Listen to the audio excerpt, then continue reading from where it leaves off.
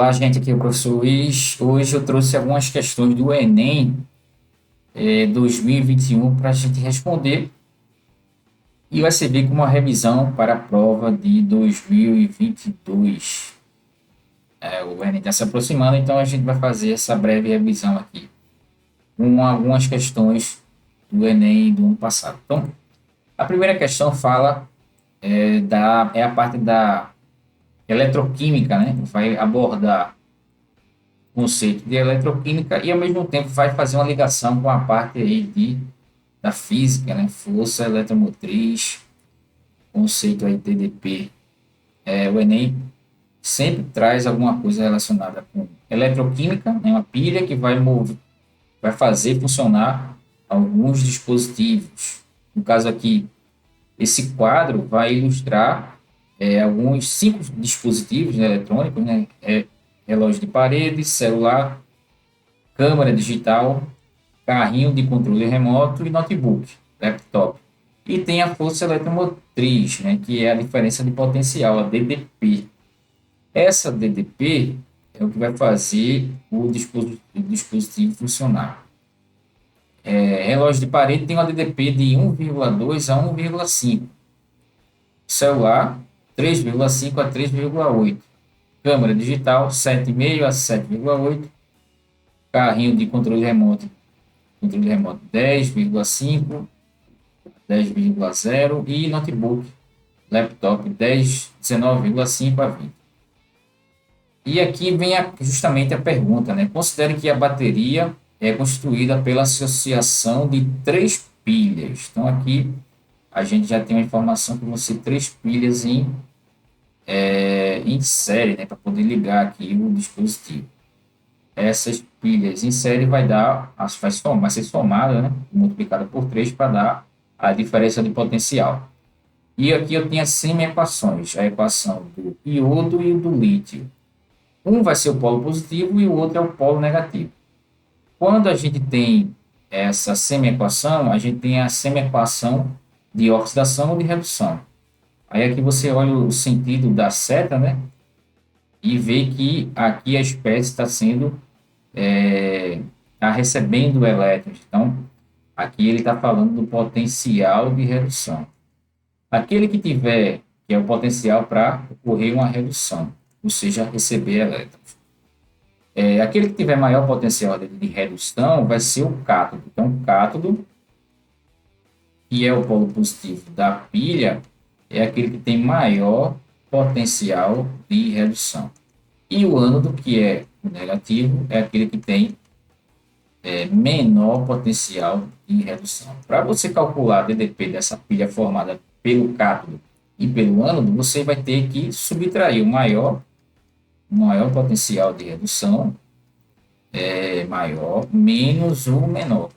É uma das formas de você calcular, né? Tem outras formas que também utilizam o conceito de cátodo e ânodo. Assim, talvez seja mais fácil de entender. Você subtrai o maior do menor. Observando os potenciais, eu tenho 0,54 positivo e 3,05 negativo. O maior, então, é do iodo. Então, aqui vai ficar o maior, mais 0,54. E o outro potencial vai ser o menor, 3,05. Então, o ânodo vai ser o lítio, o polo eletrodo do lítio, né? Que é o polo negativo. E o iodo vai ser o cátodo, o polo positivo. Então, a DDP vai ser justamente 0,54 menos 3,05. E esse valor aqui vai somar, né? Vai ficar 3,59. Isso considerando apenas uma pilha, né? Se eu considerar que a questão quer que você coloque 3 pilhas em série, logo você vai ter que multiplicar esse valor por 3. Então, aqui você vai ter a multiplicação por 3. E isso vai dar, para não errar, né? Vou usar aqui a calculadora, vezes 3, vezes 3, 10,77. Claro que no Enem você não vai poder usar a calculadora. Aí você vai na tabela e vê qual é o valor que 10,77 pode fazer ligar o dispositivo corretamente, adequadamente, como ele fala. da bateria adequada para o funcionamento de qual dispositivo. 10,77 é justamente controle, carrinho de controle remoto. E a DDP, né, fica entre 10,5 e 10,9. Então, aqui vai ser a letra D, tá? Uma questão aqui dá um pouco de trabalho para você fazer a subtração, né, que é a soma, depois a multiplicação por causa dos números ali, mas você consegue chegar ao resultado. E outro detalhe é que você tem que ler a questão toda, porque senão você não vai pegar essa parte final aqui que ele fala que são 3 pilhas em série, né? 3 pilhas que você vai usar, e não apenas uma. Se você fizer só o cálculo do delta E, você acharia 3,59, aí você ligaria aqui o celular, né? Mas são 13, então você multiplica por 3. Uma outra questão que é cobrada no Enem com recorrência é a questão sobre polímeros. A questão fala do Prêmio Nobel de Química do ano de 2000 e deveu-se à descoberta ao desenvolvimento de polímeros condutores. Aqui vai ser interessante você ler, né, a questão para você entender e encontrar a resposta correta. Esses materiais têm aplicação em novos dispositivos eletroluminescentes, que são os LEDs, células fotovoltaicas. Uma propriedade-chave de um polímero condutor é a presença de duplas ligações conjugadas. Então, aqui é o que você vai ter que prestar atenção. Duplas ligações conjugadas quer dizer que é dupla alternada, né? Dupla sim, dupla não, dupla sim. Então, o composto vai ser, tem uma característica semelhante a uma coisa desse tipo aqui. Dupla sim, dupla não, dupla sim, dupla não. Tá? Então, ligações duplas conjugadas são justamente ligações duplas alternadas. Ao polímero, a cadeia principal do polímero. Então, quer saber qual é a alternativa que apresenta uma estrutura que apresenta duplas ligações alternadas. Então, a letra A não apresenta, só vai ter aqui, nessa parte aqui, né, que é a ramificação, não é a parte principal. Na letra D, ele vai apresentar ligação simples, ligação dupla, ligação simples. Pelo jeito, é a letra D. Se eu continuar aqui, né, já que a sequência ela continua, o polímero vai ser uma sequência de monômeros, né? Então aqui vai ser dupla de novo, dupla não, aí dupla de novo, dupla não. Pelo jeito, é a alternativa D. A alternativa B tem dupla, só que é com oxigênio e carbono, então aqui não vai servir. A letra C, que é o que pode gerar dúvida, ela não tem uma sequência de ligações duplas alternadas, né? Seria dupla, ligação simples, então aqui viria uma ligação dupla, mas não tem. Então aqui não é ligações duplas conjugadas, alternadas. Então, aqui também não, e aqui também não vai ser. Então o nosso gabarito aqui, a letra D, para essa questão do Enem 2021. Né? Aqui é a questão para você observar que você ficaria entre a letra C e a letra D, né? Mas o gabarito aqui é a letra D por causa da alternância da dupla ligação. Questão sobre química orgânica.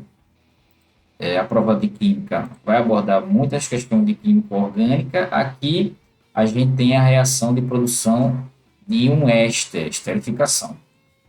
Com o objetivo de proporcionar aroma e sabor a diversos alimentos, a indústria alimentícia se utiliza de flavorizantes, que são os ésteres, né? Os ésteres que são obtidos através de uma reação do ácido mais um álcool, né? Reação de esterificação. Esses aqui são ésteres. Aí a pergunta vem lá embaixo. Um éster que é responsável pelo aroma de kiwi, banana, uva e pêssego. O aroma do flavorizante derivado do ácido etanóico. O ácido etanóico é um ácido que tem 2 átomos de carbono ligado à carboxila. Um átomo de carbono ligado à carboxila, que é essa parte aqui, né? Esse aqui é o ácido etanóico, que é o ácido contido, bem presente aí no vinagre. Derivado do ácido etanóico. E que apresenta cadeia carbônica saturada. Cadeia carbônica saturada que tem ligações simples, né? Insaturada seria dupla, ou tripla entre átomos de carbono. Então, você vai examinar os 5 flavorizantes e ver aquele que é derivado do ácido etanóico. Então, um éster ele vai apresentar uma parte que é responsável, que é derivado do ácido, que é justamente essa quantidade de carbonos aqui, e a outra parte vem do álcool, né? O álcool que vai reagir com ácido. Então, eu sei que o éster ele tem que apresentar 2 carbonos na primeira parte, no radical 1. O éster tem uma estrutura parecida com essa aqui que eu vou colocar, e o radical 1 ele vem do ácido, o radical 2 vem do álcool. Então, você vai ter que examinar esses dois aqui para poder encontrar o gabarito correto. No benzoato de metila, a gente já pode eliminar que ele tem 6 átomos de carbono. Tá? Então, já não é o benzoato de metila, né? Benzoato de metila já não seria a resposta. Outro detalhe é que o benzoato de metila, ele tem saturações, né? Benzoato seria um composto aromático, tá ligado? É o C, dupla O e o CH3. Já não seria a letra do kiwi, não seria a letra A. A letra a banana, né? A banana tem 2 átomos de carbonos aqui nessa parte, né? CH3CO2. E aqui vai apresentar essa estrutura. Então, você teria que desenhar essa estrutura para saber se tem saturações ou não. Então, a banana, por enquanto, pode ser a resposta correta. Aí a gente vai deixar a banana por enquanto aqui. Acetato de benzila. Acetato de benzila tem 2 átomos de carbono aqui na parte inicial do éster. E, de novo, vai apresentar o radical aqui, benzil, né? Esse radical aqui, que é derivado do aromático. Então, aqui o pêssego a gente já elimina. Não pode ser porque apresenta insaturações. Já que a cadeia carbônica não pode ser insaturada, tem que ser saturada. O rum, né, propanoato de butila, já não pode ser porque é propanoato, são 3 carbonos, né? E o éster tem que ser derivado do ácido etanóico, que tem 2. Então, aqui já não posso ter. E a uva, que tem essa coisa todinha aqui, que não tem 2 átomos de carbono, né? Já não pode também ser a uva. Sobrou, então, a banana. O que falta examinar da banana é justamente a parte que tem o R2, radical que vem do álcool, né? Que tem essa coisa todinha aqui. Então, vamos examinar a banana. A resposta a gente já sabe que vai ser a banana. E agora a gente vai examinar o radical 2, que é derivado do álcool, né? Então, a banana, que é o acetato de isoamila, né, CH3, C dupla O, aí aqui vai ter o radical 2. Esse radical 2 tem o CH2, tem o CH2, aqui tem o CH, e aqui vai ter o CH3, CH3. Então, esse aqui é o R2 que vem do álcool. Essa parte aqui vem do álcool, e essa parte daqui, né, ou essa aqui também, vem do ácido.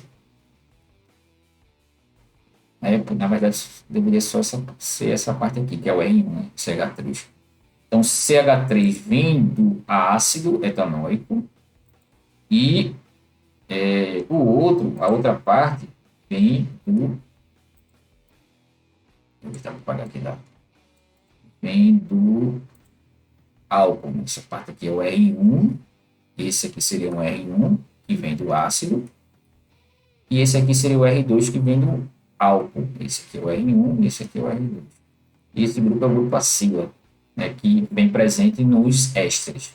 Então, gabarito letra B, tá? Questão aqui que dá um pouquinho de trabalho para a gente responder.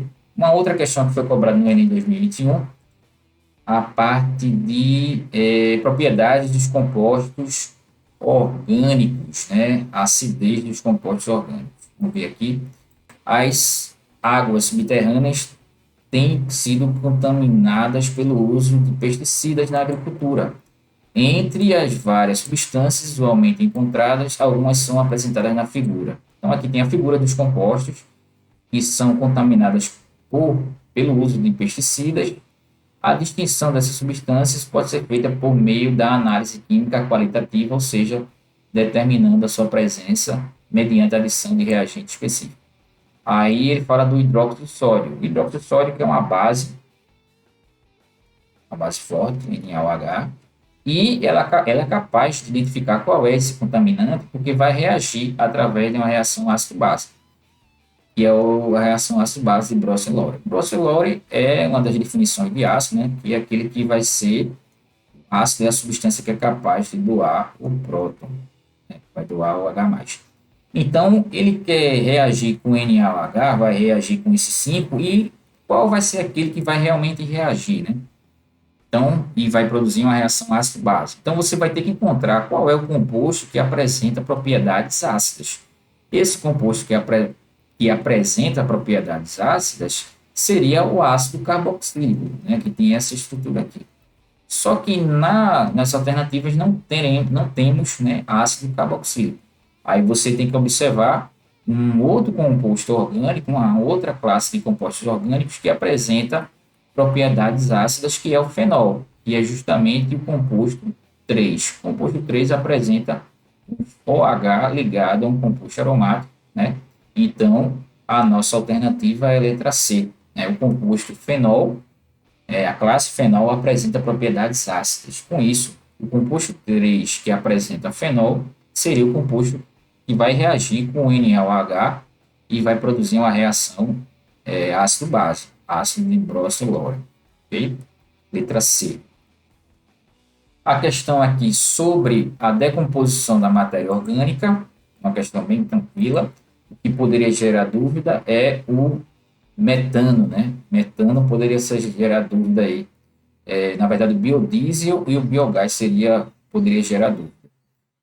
Com o aumento da população de suínos no Brasil, torna-se necessário a adoção de métodos para reduzir o potencial poluidor dos resíduos dessa agroindústria, uma vez que, comparativamente ao esgoto doméstico, os dejetos suínos são 200 vezes mais poluentes. Aí aqui vai entrar o CH4, que é o metano. Né? O metano aí vai ser um dos poluentes que a questão vem falando.